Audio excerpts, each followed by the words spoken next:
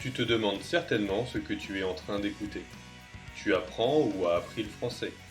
Tu cherches à progresser. Mieux comprendre la grammaire, mieux maîtriser les expressions courantes, améliorer ta compréhension orale. Tu es donc au bon endroit. Ce contenu sera éducatif mais surtout fun. Je vais te raconter l'histoire passionnante de Lucas. Quelqu'un de tout à fait quelconque, mais de très attachant. Prêt pour découvrir le premier épisode? Ça y est. Mais juste avant de commencer, quel est le point de grammaire que tu verras? Je te parlerai du passé composé et de l'imparfait, les deux temps principaux pour raconter un événement du passé. Sois attentif, c'est parti! Lucas est à bout de souffle. Il vient d'arriver chez Anna, une copine. Il devait arriver à 18h, mais il est déjà 20h30. Écoutons-les. Ah bah t'es pas mort? C'est pas trop tôt. Tu étais où? Désolé Anna, j'ai tout fait pour être à l'heure, mais j'ai eu des galères.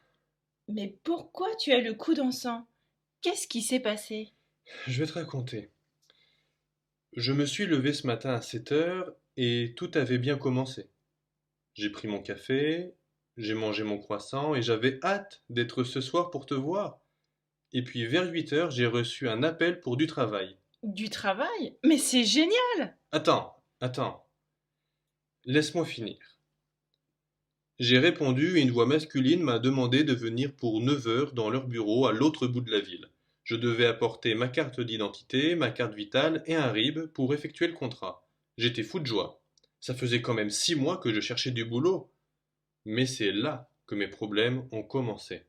Vas-y, raconte.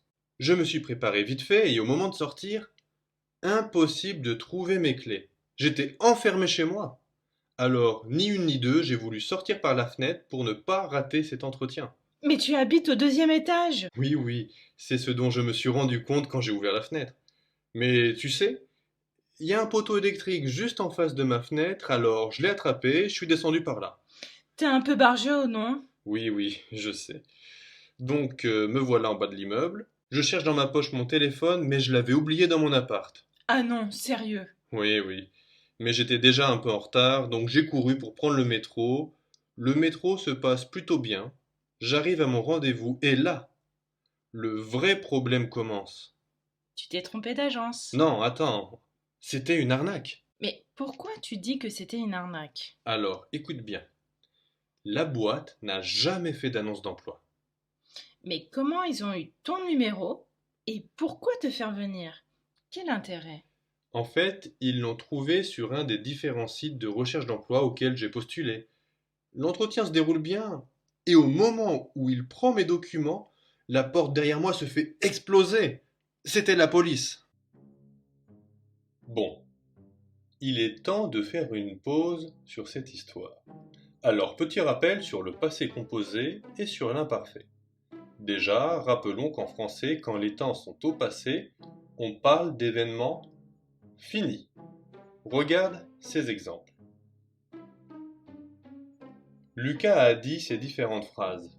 J'ai pris mon café, j'ai mangé mon croissant et j'avais hâte d'être ce soir pour te voir.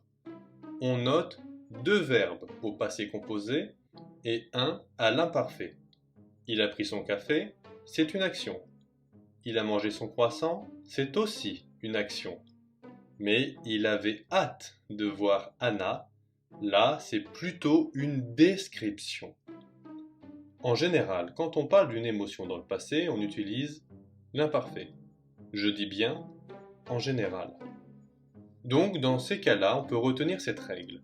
Passé composé égale action, imparfait égale description. C'est bien sûr une règle simplifiée. Maintenant, voyons d'autres exemples. J'étais fou de joie, ça faisait quand même 6 mois que je cherchais du boulot. Les trois verbes sont conjugués comment? Avec l'imparfait.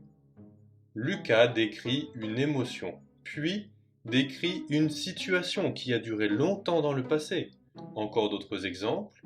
J'étais déjà un peu en retard, donc j'ai couru pour prendre le métro. Donc là encore, on a deux verbes. Pourquoi il a couru? Parce qu'il était en retard. Donc l'imparfait donne un contexte, explique pourquoi il a couru. Bien sûr, il y a d'autres subtilités, mais mémorise cette règle simplifiée.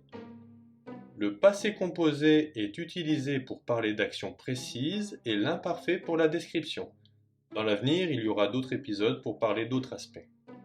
Voyons si tu as compris, je te donne 3 phrases au présent et tu les conjugues au passé.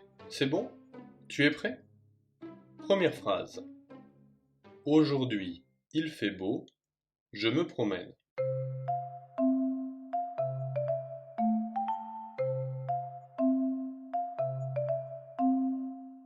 Aujourd'hui, il faisait beau, je me suis promené.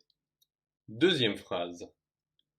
Je travaille toute la journée au bureau et le soir, je mange au resto.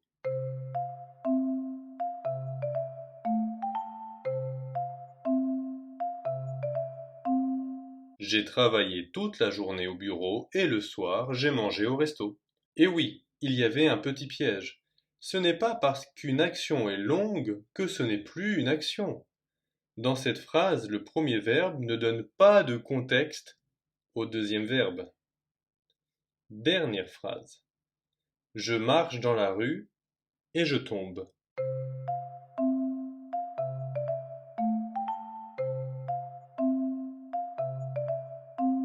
Je marchais dans la rue et je suis tombé.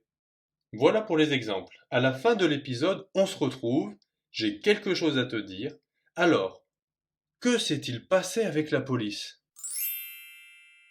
On s'est fait embarquer par la police. Ils m'ont jeté dans leur camionnette et c'est comme ça que je me suis fait mal au coude. Et comment tu es sorti? Tu ne t'es pas échappé quand même. Non, non, ils viennent juste de me relâcher et je suis venu ici en courant. Je n'ai pas pu te prévenir car je n'avais pas de téléphone. Oh, je comprends. Je suis vraiment désolée pour toi. Du coup, tu n'as pas mangé. Bon, je t'invite. Et je dois te parler de quelque chose qui devrait t'intéresser.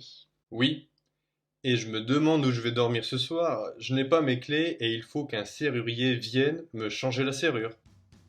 Qu'est-ce qu'Anna veut dire à Lucas? Dans le prochain épisode, tu le découvriras et ça sera l'occasion de parler du futur proche et du futur simple. J'ai une petite surprise pour toi, mais avant, si tu as aimé l'épisode, like la vidéo, abonne-toi, active la cloche des notifications pour ne pas manquer le prochain épisode. Tu as certainement noté beaucoup de mots nouveaux et d'expressions nouvelles. Tu peux les retrouver dans le lien exercice en description. Ça sera l'occasion de les apprendre et de tester ta compréhension. À très vite!